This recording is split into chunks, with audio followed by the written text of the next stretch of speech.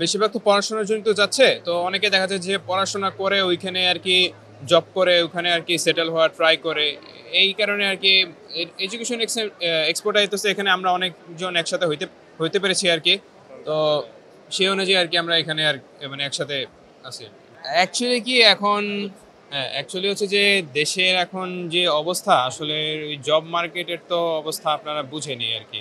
এখন দেখা যায় যে দেশের ভার্সিটি থেকে আর কি পড়াও মনে করেন যে এখন যে অবস্থা যে পরিস্থিতি, এই অনুযায়ী আর কি ওইভাবে আর কি মানে স্যাটিসফ্যাক্টরি জব পাওয়া যাচ্ছে না আর কি।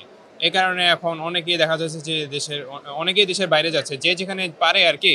ইভেন কি অনেকের ওইরকম সামর্থ্য না থাকলেও সর্বোচ্চ চেষ্টা দিয়ে আর কি, যেটা একটু অ্যাফোর্ডেবল কান্ট্রি ওখানে আর কি মুভ করার ট্রাই করতেছে আর কি। প্রথমে আসছে যেহেতু মানে আমাদের এডুকেশন সিস্টেমটা অত একটা ভালো না, প্লাস হচ্ছে গিয়ে আমি যদি এটা ভাবি কি যে আমি পাবলিক কিংবা প্রাইভেট যে ইনস্টিটিউশনে পড়ি, দিন শেষে দেখা যায় হচ্ছে গিয়ে আমার যেটা আর কি একটু আগে বললেন উনি কি যে আমাদের জব মার্কেটের অবস্থা খুবই খারাপ। দেখা যায় একটা সিম্পল একটা জব যেটার জন্য আসলে আমার অতটা বেশি কোয়ালিফিকেশনের দরকার নাই, সেটাতে হচ্ছে গিয়ে আমাকে অনেক বেশি ইনপুট দিতে হচ্ছে।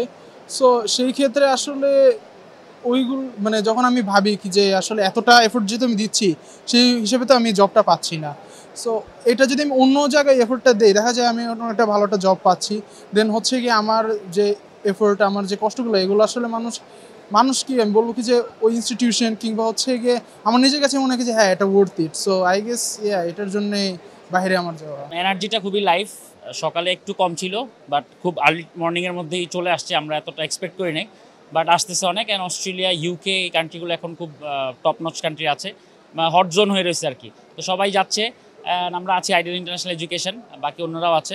সো এনার্জিটা খুব লাইভ।